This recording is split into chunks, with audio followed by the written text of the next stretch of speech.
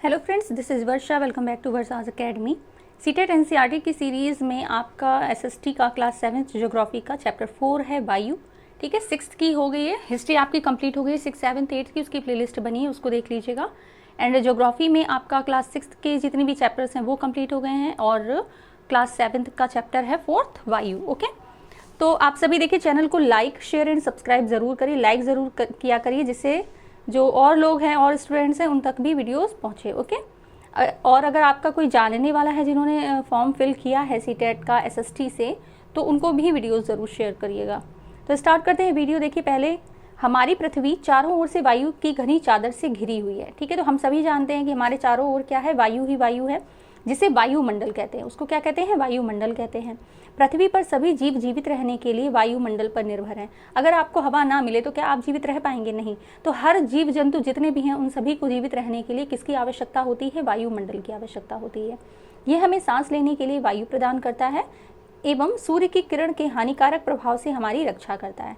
ठीक है, देखिए कितनी भी गर्मी हो, अगर हवा चल जाती है तो उस गर्मी का प्रभाव, सूर्य की गर्मी का जो प्रभाव है वो क्या हो जाता है, कम हो जाता है।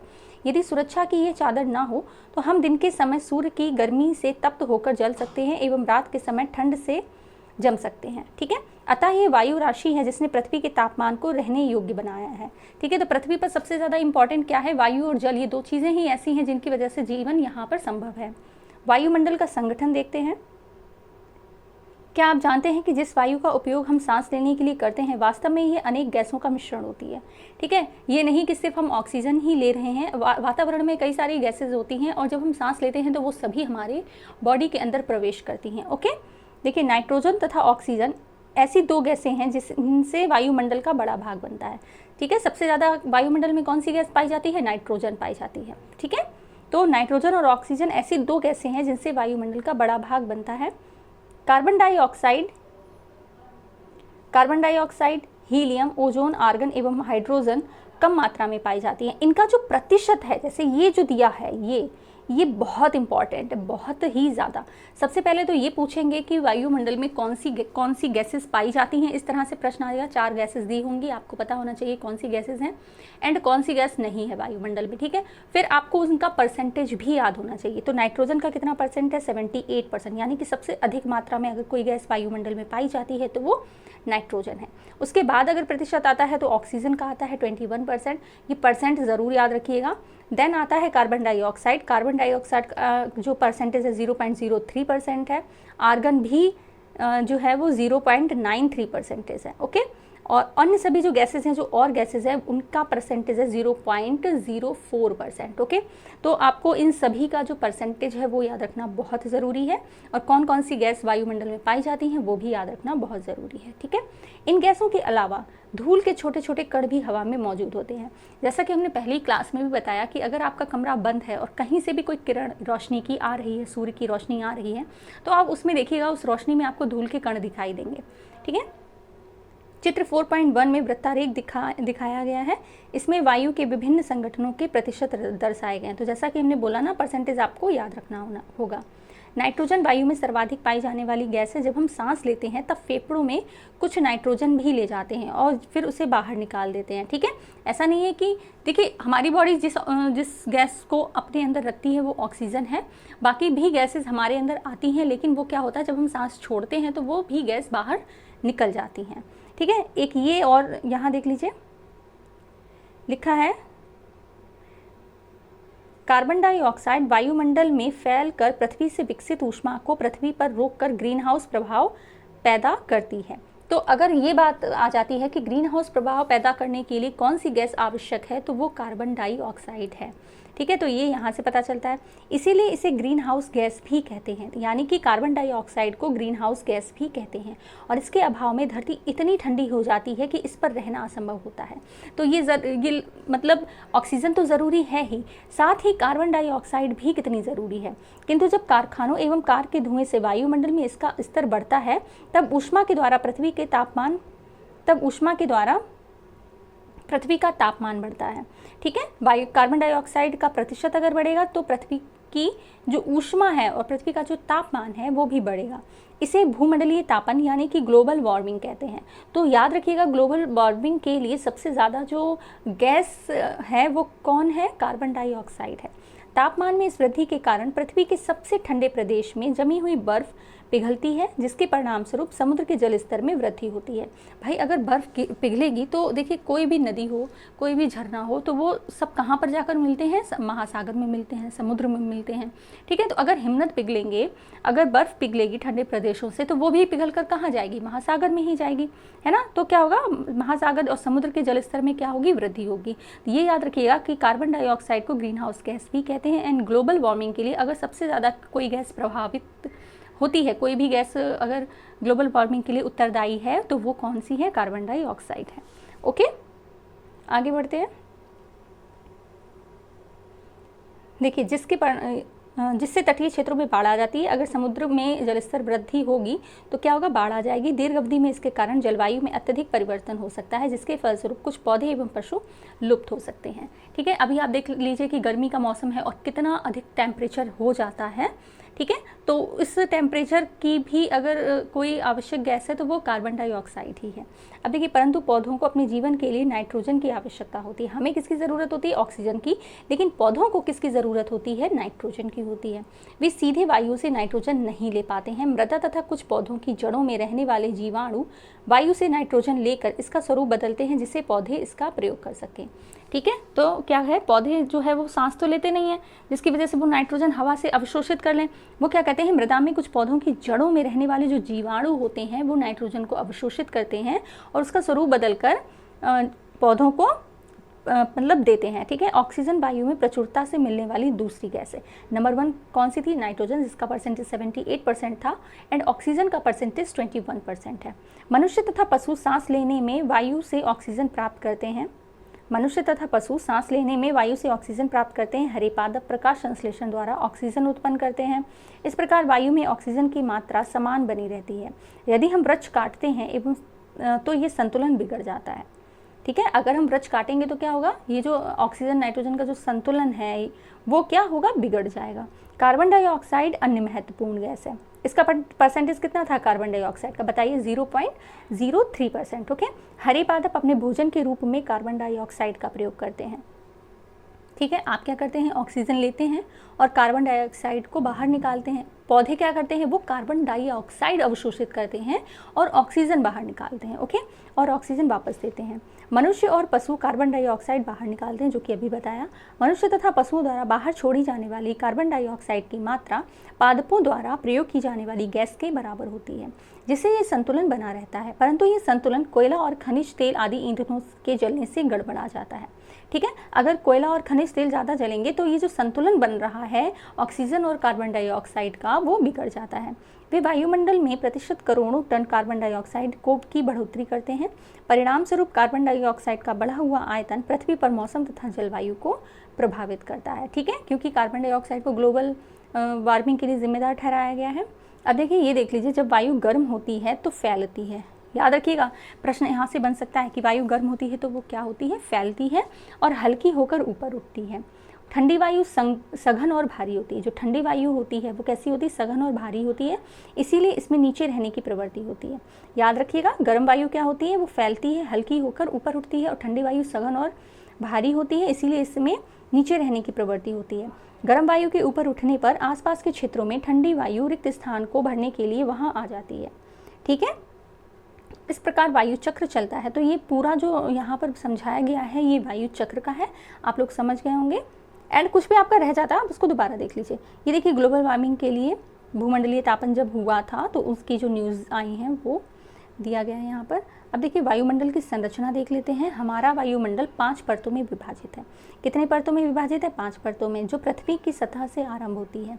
ये है सबसे पहले सबसे निचली सतह कौन सी होती है? क्षोभ मंडल। उसके बाद समताप मंडल, फिर मध्य मंडल, बाह्य मंडल, ठीक है, बाह्य वायुमंडल एवं बहिर्मंडल। ठीक है, तो ये 5 आपकी जो वायुमंडल की 5 परतें हैं कौन कौन सी हैं? फिर से एक बार अपने आप भी रिपीट करिएगा। पहली सबसे निचली परत है क्षोभ मंडल, फिर समताप मंडल, फिर मध्य मंडल एवं बाह्य वायुमंडल एवं बहिर्मंडल। ये आपकी 5 परतें हैं। अब क्षोभ मंडल क्या होता है और इसमें क्या क्या घटनाएं होती हैं वो भी आपको पता होना चाहिए। ये परत वायुमंडल की सबसे महत्वपूर्ण परत है, ठीक है। जो क्षोभ मंडल है ये परत वायुमंडल की सबसे महत्वपूर्ण परत है। इसकी औसत ऊंचाई 13 किलोमीटर है। जहाँ तक है कि ये जो ऊंचाई है ये नहीं पूछते हैं, लेकिन फिर भी थोड़ा सा आप लोग माइंड में रखिएगा। क्षोभ मंडल की जो ऊंचाई है वो पृथ्वी से कितनी है, 13 किलोमीटर तक है। हम सभी मंडल में मौजूद वायु में सांस लेते हैं। ये क्षोभ मंडल सबसे निचली परत है, तो ये जाहिर सी बात है कि हम इसी में रहते हैं, इसी में सांस लेते हैं। मौसम की लगभग सभी घटनाएं, जितनी भी मौसमी घटनाएं होती हैं, चाहे वर्षा हो, कोहरा हो, ओलावृष्टि हो, आंधी हो, तूफान हो, पानी हो, कुछ भी हो, तो वो सारी मौसमी घटनाएं कहाँ होती हैं, क्षोभ मंडल में होती हैं, ठीक है। याद रखिएगा कि क्षोभ मंडल क्या है, सबसे निचली परत है, इसकी ऊंचाई 13 किलोमीटर है। हम वायु जो सांस लेते हैं वो हमारी क्षोभ मंडल में ही लेते हैं, और सारी मौसमी घटनाएं कहाँ होती हैं, क्षोभ मंडल में होती हैं, ठीक है। तो इतना आप क्षोभ मंडल के बारे में जान गए।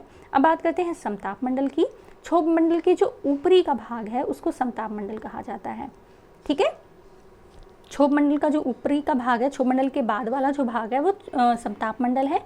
ये लगभग 50 किलोमीटर की ऊंचाई तक फैला है, ठीक है। कितना किलोमीटर, 50 किलोमीटर तक ये परत बादलों एवं मौसम संबंधी घटनाओं से लगभग मुक्त होती है, ठीक है। ये परत बादलों एवं मौसम संबंधी घटनाओं से लगभग मुक्त होती है, इसीलिए जो हवाई जहाज होते हैं वो समताप मंडल में ही उड़ते हैं। तभी तो देखा होगा आपने, जो भी जिन्होंने हवाई यात्रा की होगी उन्होंने देखा बादलों के ऊपर से हवाई जहाज उड़ाता है। तो मौसमी घटनाएं जो मतलब नॉर्मल होती हैं वो हवाई जहाज को इफ़ेक्ट नहीं करती, उनकी यात्रा को इफ़ेक्ट नहीं करती हैं। तो यहाँ पर आपने समताप मंडल के बारे में जाना।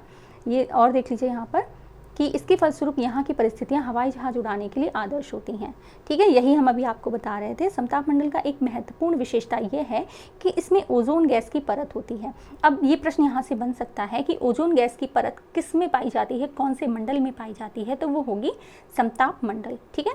ये परत सूर्य से आने वाली हानिकारक गैसों से हमारी रक्षा करती है। तो जो जितनी भी सूर्य से हानिकारक गैसें हैं वो कहाँ पर नष्ट हो जाती हैं, वो समताप मंडल में नष्ट हो जाती हैं। तो इतना आपने यहाँ पर जाना कि क्षोभ मंडल के ऊपर की परत समताप मंडल होती है, इसकी ऊंचाई 50 किलोमीटर होती है, मौसम संबंधी घटनाओं से ये मुक्त होती है, हवाई जहाज जो है समताप मंडल में उड़ते हैं, ओजोन गैस की परत समताप मंडल में पाई जाती है, और ये सूर्य से आने वाली जो हानिकारक किरणें हैं वो हमें समताप मंडल उससे हमारी रक्षा करती है। तो इतने पॉइंट्स आपने यहाँ पर देखे, ओके। अब बात करते हैं मध्य मंडल की। अब देखिए मध्य मंडल, ये वायुमंडल की तीसरी परत है, ये समताप मंडल के ठीक ऊपर होती है, ठीक है। तो वायुमंडल की तीसरी परत कौन सी है, समताप मध्य मंडल है। ये लगभग 80 किलोमीटर की ऊंचाई तक फैली है। इसमें आप थोड़ा सा याद रखिएगा, अगर किलोमीटर पूछ लिया जाए तो याद रखना, ठीक है। अंतरिक्ष में प्रवेश करने वाले उल्कापिंड इस परत में आने पर जल जाते हैं, ठीक है। आपने देखा होगा कि अंतरिक्ष में बहुत सारे उल्कापिंड होते हैं, और जब वो पृथ्वी में प्रवेश करते हैं तो मध्य मंडल में आने पर वो जल जाते हैं। फिर आपको दिखाई देता कि हाँ भाई कोई तारा टूट रहा है, बट ऐसा नहीं होता, वो उल्कापिंड ही होते हैं, ठीक है। तो आपने यहाँ पर मध्य मंडल के बारे में जाना। अब बात करते हैं बाह्य वायुमंडल की। तो बाह्य वायुमंडल में बढ़ती ऊंचाई के साथ तापमान अधिक तीव्रता से बढ़ता है, ठीक है। वायुमंडल में बढ़ती ऊंचाई के साथ तापमान अत्यधिक तीव्रता से बढ़ता है। आयन मंडल इस परत का एक भाग है, ठीक है। अगर बात की जाए आयन मंडल की, तो आयन मंडल क्या है, वायुमंडल का ही एक पार्ट है। आयन मंडल इस परत का एक भाग है। ये 80 से 400 किलोमीटर तक फैला है। कितना, 80 से 400 किलोमीटर। देखिए अभी हम आगे पढ़ेंगे, पहले इस फिगर को देख लीजिए कि क्षोभ मंडल आपका कहाँ है। ये क्षोभ सीमा है, फिर इसके बाद में ये समताप सीमा आ गई, ठीक है, 50 पे। फिर यहाँ पर समताप मंडल, यहाँ देखिए हवाई जहाज, ओजोन की गैस, तो इस चित्र को याद रखिएगा। नेक्स्ट अगर बढ़ते हैं मध्य मंडल, फिर मध्य सीमा, फिर बाह्य वायुमंडल और फिर बहिर्मंडल, ठीक है। तो ये यहाँ पर सारे पृथ्वी से ही ऊंचाई किलोमीटर में दिखाई गई है। अब बात करते हैं बाह्य वायुमंडल की। तो रेडियो संचार के लिए इस परत का उपयोग होता है, ठीक है। तो बाह्य वायुमंडल जो है रेडियो संचार के लिए इसी परत का उपयोग होता है।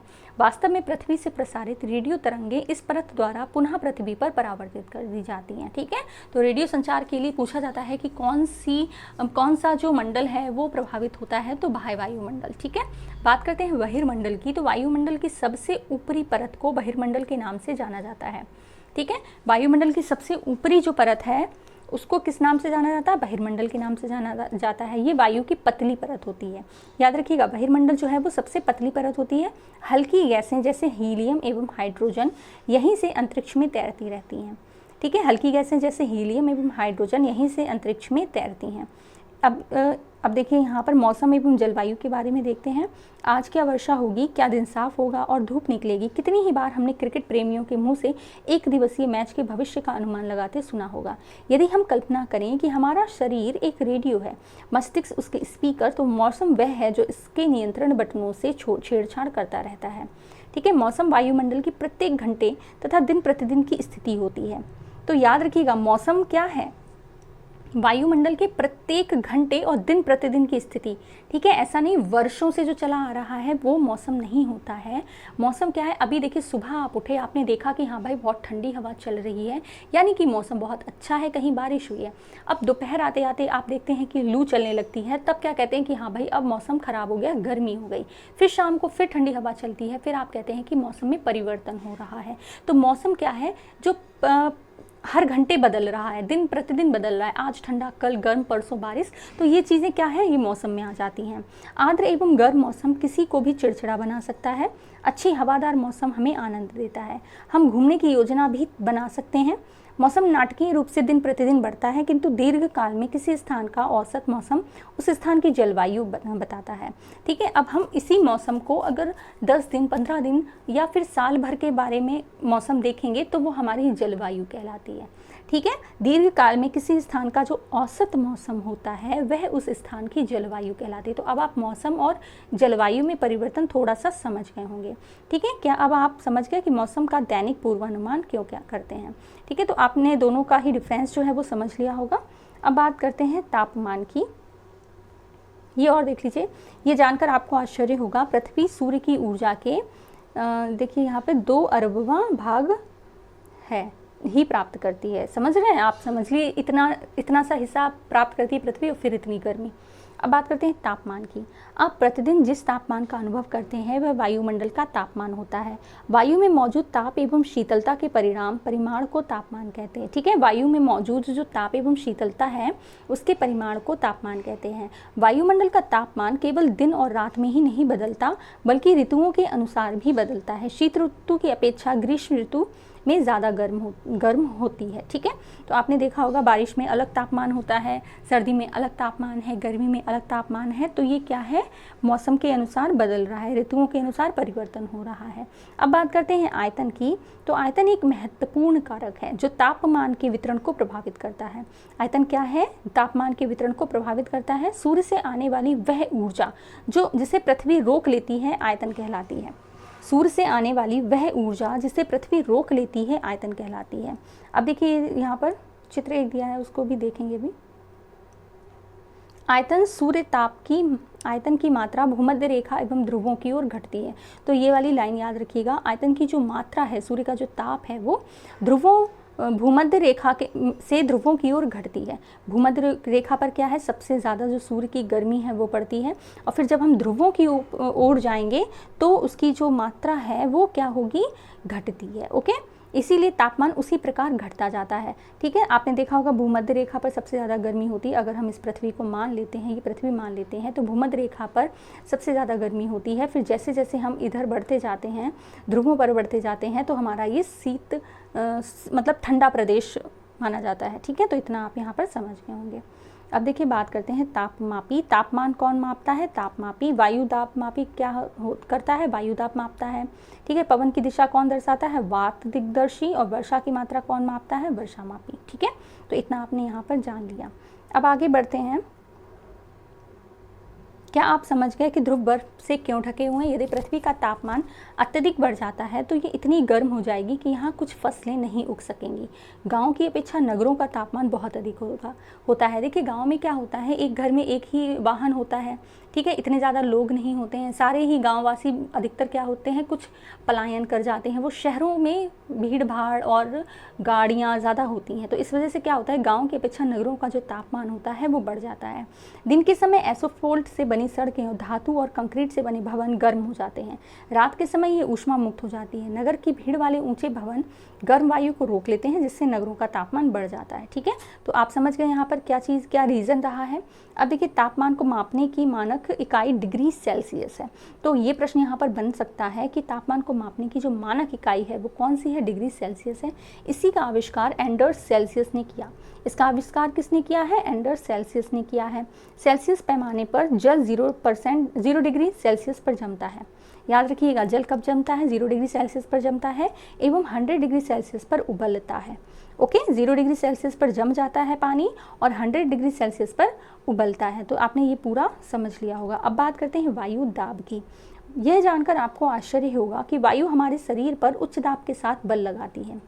ठीक है, वायु हमारे शरीर पर कैसे बल लगाती है, उच्च दाब के साथ में, किंतु हम इसका अनुभव नहीं करते हैं। ये इसलिए होता है क्योंकि वायु का दाब हमारे ऊपर सभी दिशाओं से लगता है और हमारा शरीर विपरीत बल लगाता है। ठीक है, मान लीजिए वायु, आप खड़े हैं किसी एक ऐसी जगह खड़े हैं जहाँ पर हवा चल रही है, तो वायु क्या करेगी, चारों तरफ से आप पर बल लगाएगी और आपका जो शरीर है वो विपरीत बल लगाएगा। ठीक है, यही एक मतलब ये एक ऐसा मेथड है जिससे आप खड़े हो सकते हैं, ये समझ लीजिए। ठीक है, पृथ्वी की सतह पर वायु के भार द्वारा लगाया गया दाब वायु दाब कहलाता है। वायुमंडल में ऊपर की ओर जाने पर दाब तेजी से गिरने लगता है। वायुमंडल में ऊपर की ओर जाने पर दाब तेजी से गिरने लगता है। समुद्र स्तर पर वायु दाब सर्वाधिक होता है। तो प्रश्न यहाँ पर बन सकता है कि कहाँ, किस स्तर पर वायु दाब सर्वाधिक होता है, तो वो है समुद्र स्तर। ऊंचाई पर जाने पर यह घटता जाता है। ठीक है, वायु दाब समुद्र पर सबसे सर्वाधिक होता है और जैसे जैसे ऊंचे जाते हैं, ऊंचाई पर जाते हैं, तो ये घटता जाता है। ठीक है, वायु दाब का क्षैतिज वितरण किसी स्थान पर उपस्थित वायु के ताप द्वारा प्रभावित होता है। अधिक तापमान वाले क्षेत्रों में वायु गर्म होकर ऊपर उठती है। निम्न दाब वाले क्षेत्र, यह निम्न दाब क्षेत्र बनाता है। ठीक है, निम्न दाब बादल युक्त आकाश एवं नम मौसम के साथ जुड़ा होता है। अब देखिए, क्या आप जानते हैं कि चांद पर वायु नहीं है, अतएव यहाँ वायु दाब भी नहीं है। अंतरिक्ष यात्री जब चांद पर जाते हैं तो वे विशेष रूप से सुरक्षित हवा से भरी हुई अंतरिक्ष पोशाक पहनते हैं। यदि वे इस अंतरिक्ष पोशाक को ना पहने तो अंतरिक्ष यात्रियों के शरीर द्वारा विपरीत बल लगाने के कारण उनकी रक्त शिराएं फट सकती हैं, जिससे अंतरिक्ष यात्री रक्तस्रावित हो सकते हैं। तो आप समझ गए, क्या करते हैं वो, एक ऐसी पोशाक पहनकर जाते हैं जिसमें वायु होती है। अगर वो वायु उन पर बल लगाती है और उनका जो शरीर है वो विपरीत बल लगाता है, जिससे वो स्थायी रूप से वहाँ पर रह सकते हैं। अगर ऐसा ना हो, अगर वो वायु वाली जो यूनिफॉर्म है, जो पोशाक है, वो ना पहने, तो उनकी जो रक्त शिराएं हैं वो विपरीत बल लगाने की वजह से फट सकती हैं। ठीक है, आपने यहाँ पर इस चीज़ को समझा। कम तापमान वाले क्षेत्रों की वायु ठंडी होती है। जिस क्षेत्र में कम तापमान होता है वहाँ की वायु कैसी होती है, ठंडी होती है। इसके फलस्वरूप वह भारी होती है। भारी वायु निमंचित होकर उच्च दाब क्षेत्र बनाती है। उच्च दाब के कारण स्पष्ट एवं स्वच्छ आकाश होता है। वायु सदैव उच्च दाब क्षेत्र से निम्न दाब क्षेत्र की ओर गमन करती है। वायु क्या करती है, सदैव उच्च दाब क्षेत्र से निम्न दाब क्षेत्र की ओर जाती है। अब देख लेते हैं पवन। तो उच्च दाब क्षेत्र से निम्न दाब क्षेत्र की ओर वायु की गति को पवन कहते हैं। अगर पवन की दिशा पूछ ली जाए कि वो किस दिशा में बहती है, तो आप लोग यहाँ से ये बता सकते हैं कि उच्च दाब क्षेत्र से निम्न दाब क्षेत्र की ओर पवन की गति है। ठीक है, आप पवन को काम करते देख सकते हैं, जब सड़क पर गिरी पत्तियों को उड़ाती और तूफान के समय पेड़ों को उखाड़ देती है। कभी कभी जब पवन धीरे बहती है तो आप इस महान धूल या धुएं को उड़ाते देख सकते हैं। कभी कभी पवन इतनी तेज होती है कि इसके विपरीत दिशा में चलना कठिन हो जाता है। अपने अवश्य अनुभव किया होगा कि तेज पवन में छाता लेकर चलना आसान नहीं है। 3 अन्य उदाहरण सोचिए जब तेज पवन के कारण आपके लिए समस्या उत्पन्न हुई हो। पवन को मुख्यतः 3 प्रकारों में विभाजित किया जा सकता है। तो पवन के जो प्रकार हैं उनको अभी देखेंगे। पहले ये देख लीजिए, पवन का नाम उसके आने की दिशा के आधार पर निर्धारित होता है। उदाहरण के लिए पश्चिम से आने वाली पवन को पछुआ या पश्चिमी पवन कहते हैं। ठीक है, तो अब आगे देख लेते हैं कौन कौन सी पवनें हैं। तो स्थायी पवनें, व्यापारिक पश्चिमी एवं पूर्वी पवनें स्थायी पवनें होते हैं। ये वर्ष भर लगातार निश्चित दिशा में चलती रहती हैं। ठीक है, इसी वजह से, क्योंकि निश्चित दिशा में चल रही है, इसी वजह से इसको स्थायी पवन कहा जाता है। व्यापारिक पश्चिमी एवं पूर्वी पवनें, ठीक है, याद रखिएगा। अब बात करते हैं मौसमी पवन की। तो ये पवनें विभिन्न ऋतुओं में अपनी दिशा बदलती हैं। उदाहरण के लिए भारत में मानसूनी पवनें, ठीक है, मौसम के अनुसार ये अपनी जो दिशा है उसको परिवर्तित कर लेती हैं। अब बात करते हैं स्थानीय पवनें। ये पवनें किसी छोटे क्षेत्र में वर्ष या दिन में किसी विशेष समय में चलती हैं। उदाहरण के लिए स्थल एवं समुद्री समीर। क्या आपको भारत के उत्तरी क्षेत्र की गर्म एवं शुष्क स्थानीय पवन याद है, जिसे लू कहते हैं? अब देखिए यहाँ पर लू चल रही है, क्योंकि उत्तर भारत की बात अगर करते हैं, उत्तर प्रदेश की बात करते हैं, तो यहाँ पर लू चल रही है। बट अगर कहीं और की बात करते हैं, मान लीजिए उत्तराखंड या जम्मू की बात करेंगे, तो वहाँ पर लू नहीं चल रही होगी। तो वो कौन सी होगी? स्थानीय पवनें हो गई। ठीक है, वो अपने स्थान के अनुसार चल रही होंगी। मौसम के अनुसार चलने वाली मौसमी पवनें जो एक निश्चित दिशा में चलती हैं, उनको स्थायी पवनें कहते हैं। अब आप इनके प्रकारों को समझ गए होंगे। अब देखिए प्रमुख वायुदाबीय पेटियां देख लीजिए। तो यहाँ पर देखिए जो भूमध्य रेखा है वहाँ पर निम्न दाब है। क्या है? भूमध्य जो रेखा है वहाँ पर निम्न दाब है, डोलड्रम कहते हैं उसको। फिर जैसे जैसे बढ़ रही हैं उसके अनुसार देखिए हवाएं किस तरह से चल रही हैं, उनकी दिशा यहाँ पर बताइए। और देखिए ध्रुवों पर क्या है? उच्च दाब है। ठीक है, भूमध्य रेखा पर क्या है? निम्न दाब है।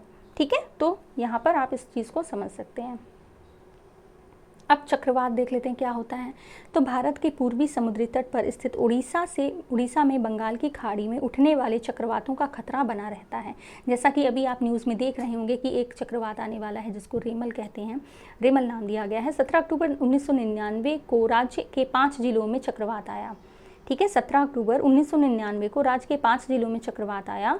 29 अक्टूबर 1999 को अन्य महाचक्रवात आया, जिससे राज्य के एक बड़े भाग में तबाही मचाई। मुख्यतः पवन का वेग, वर्षा तथा ज्वारीय प्रकोप, प्रोत्कर्ष से हानियां हुई हैं। 260 किलोमीटर प्रति घंटे के वेग वाली पवन 36 घंटे से भी ज़्यादा समय तक चलती रही। ठीक है, आप इसकी जो तीव्रता है, वेग है जो पवन का, वो देख सकते हैं 260 किलोमीटर प्रति घंटा। तीव्र वेग वाली इस पवन ने पेड़ों को उखाड़ दिया, कच्चे घरों को नष्ट कर दिया, अनेक औद्योगिक भवनों तथा अन्य घरों की छतें भी उड़ गईं, विद्युत आपूर्ति एवं टेलीफोन लाइनें पूरी तरह से कट गईं। चक्रवात के फलस्वरूप लगातार 3 दिनों तक भारी वर्षा होती रही। इस वर्षा के कारण उड़ीसा के प्रमुख नदियों में बाढ़ आ गई। चक्रवाती पवनों के कारण उठी ज्वारीय तरंगें स्थल पर 20 किलोमीटर तक आ गई। यानी कि जो समुद्र वहाँ पर है वो कहाँ तक आ गया?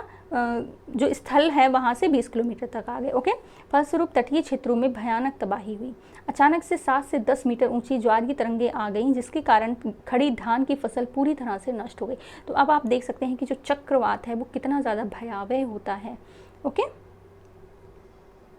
25 अक्टूबर 1999 को पूर्वी पोर्ट ब्लेयर के निकट थाईलैंड की खाड़ी में अवदाब के कारण ये चक्रवात उत्पन्न हुआ और धीरे धीरे उत्तर पश्चिमी दिशा में बढ़ा। गहन होकर इसने महाचक्रवात का रूप धारण किया और 29 अक्टूबर को सुबह 10:30 बजे उड़ीसा के इरसेमा और बालूकुंडा के बीच के क्षेत्र को प्रभावित किया। ठीक है, तो याद रखिएगा इस महाचक्रवात ने भुवनेश्वर, कटक और 28 तटीय नगरों सहित उड़ीसा के पूरे तट को बर्बाद कर दिया। इससे लगभग 130 लाख लोग प्रभावित हुए। बहुत बड़ी संख्या में पशुओं की मौत हो गई। धन, सब्जियां और फलों की खड़ी फसलों को भारी नुकसान हुआ। ज्वारीय प्रकोष्ठ के उत्पन्न हुई लवणता के कारण भूमि योग्य विशाल भूक्षेत्र अनुपजाऊ हो गए। ठीक है, आप सभी जानते हैं कि जो समुद्र का जल है वो बहुत लवणीय होता है।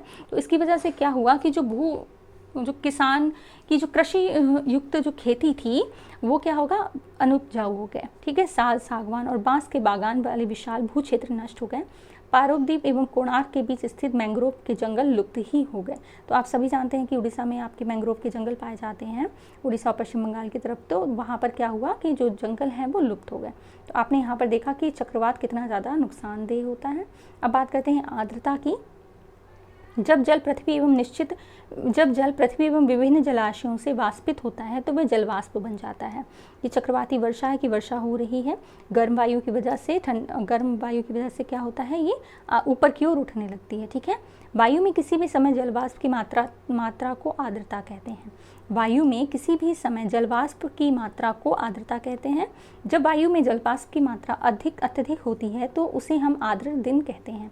जैसे जैसे वायु गर्म होती जाती है इसकी जलवाष्प धारण करने की क्षमता बढ़ती जाती है और इस प्रकार यह और अधिक आर्द्र हो जाती है। आर्द्र दिन में कपड़े सूखने में काफ़ी समय लगाता है और हमारे शरीर से पसीना आसानी से नहीं सूखता है और हम असहज महसूस करते हैं। तो ये आर्द्रता की मात्रा जो है वो कब बढ़ती है? आप सभी को पता है, जब बारिश का मौसम होता है। ठीक है, तब क्या होता है? कपड़े भी नहीं सूखते, आपका पसीना भी नहीं सूखता है और बहुत ज़्यादा असहज महसूस करते हैं उस समय। ठीक है, जब जलवाष्प ऊपर उठता है तो ये ठंडा होना शुरू हो जाता है। जलवाष्प संघनित होकर ठंडा होकर जल की बूंद बनाते हैं। बादल इन्हीं जल बूंदों का ही एक समूह होता है। जब जल कि ये बूंदें इतनी भारी हो जाती हैं, वायु में तैर ना सकें, तब ये वर्षण के रूप में नीचे आ जाती हैं। आकाश में उड़ते हुए जेट हवाई जहाज़ अपने पीछे सफ़ेद पथ चिन्ह छोड़ते हैं। देखा होगा आपने कि जब कोई हवाई जहाज़ जा रहा है तो वो एक सफ़ेद लाइन, सफ़ेद पद चिन्ह है, वो छोड़ता हुआ जाता है। इनके इंजनों से निकलनी नमी संघनित हो जाती है। क्यों छोड़ता है वो? क्योंकि इनके इंजनों से जो निकलने वाली नमी है वो संघनित हो जाती है। वायु के गतिमान न रहने की स्थिति में ये संघनित नमी कुछ देर तक पथ के रूप में दिखाई देती है। ठीक है, तो आपने यहाँ पर इस चीज़ को समझा। अब देखिए, पृथ्वी पर जल के रूप में गिरने वाला वर्षण वर्षा कहलाता है। पृथ्वी पर जल के रूप में जो बादल बरस रहे होते हैं वो क्या कहलाते हैं? वर्षा कहलाता है। ज़्यादातर मौसम जल वर्षा जल से ही प्राप्त होता है। ज़्यादातर जो भौम जल वर्षा जल से ही प्राप्त होता है। पौधे जल संरक्षण में मदद करते हैं। जब पहाड़ी पार्श्वों से पेड़ काटे जाते हैं तो वर्षा जल अनावृत पहाड़ों से नीचे बहता रहता है। देखिए, पेड़ क्या करते हैं? वो वर्षा के जल को अवशोषित करते हैं, रोक लेते हैं। लेकिन अगर आप जितना ज़्यादा पेड़ों को काटेंगे तो वर्षा का जल क्या करेगा? वो पहाड़ों से सीधा नीचे आएगा और बाढ़ की स्थिति बन जाएगी। ठीक है, निचले इलाकों में बाढ़ का कारण बनता है। क्रियाविधि आधार पर वर्षा के 3 प्रकार होते हैं: संवहनी वर्षा, पर्वतीय वर्षा एवं चक्रवाती वर्षा। ठीक है, कौन कौन से हैं? संवहनी वर्षा, पर्वतीय वर्षा एवं चक्रवाती वर्षा। अब देख लीजिए, ये देखिए चक्रवाती वर्षा का चित्र इन्होंने यहाँ दिखाया। फिर ये पर्वतीय वर्षा है और ये संवहनी वर्षा है। अब देखिए, पौधे तथा जीव जंतुओं के जीवित रहने के लिए वर्षा बहुत महत्वपूर्ण है। इससे धरातल को ताज़ा जल प्रदान होता है। यदि वर्षा कम हो तो जल की कमी तथा सूखा हो जाता है। इसके विपरीत अगर वर्षा अधिक हो तो बाढ़ आ जाती है। ठीक है, वर्षण के दूसरे रूप हिम, सहिम, वृष्टि तथा ओला है। ठीक है, तो इतना आपने यहाँ पर आर्द्रता और वायु के बारे में यहाँ पर आपने काफ़ी अच्छे से जाना समझा। एंड इसकी एक्सरसाइजेज, जैसा कि हम हमेशा कहते हैं, आप लोग करिए, मैचिंग ज़रूर करिए। बिल्कुल ऐसी ही मैचिंग आपको वहाँ पर पेपर में देखने को मिल सकती है। ठीक है, तो यहाँ पर आपका जो चैप्टर है वो कंप्लीट होता है। कल हम चैप्टर 5 कराएंगे। एंड चैनल को शेयर ज़रूर करिए एंड कोई भी आपका फीडबैक है उसको ज़रूर दीजिएगा। Thank you so much for watching.